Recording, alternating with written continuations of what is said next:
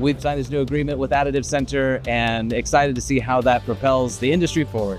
Absolutely. That was one of the objectives behind the development of the Additive Manufacturing Certification Program. We involved over 25 different OEMs from the medical, defense, aerospace, and energy sectors.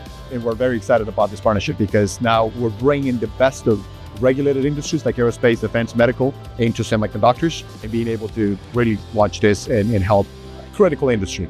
Yeah, what we noticed already for some time, being deeply involved in the semiconductor industry, they see the opportunity of the AM technology to make the high complexity parts, to decrease the cycle time, increase profitability of the equipment. But the supply chain in itself, eager to supply, is still at a quite low level of maturity regarding compliancy and quality assurance. The end users, they need to be able to rely on the quality.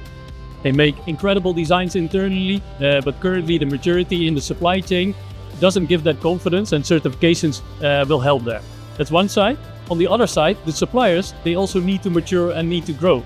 So in that perspective, the certification that is globally recognized, and that's really going to make the impact of increased maturity and quality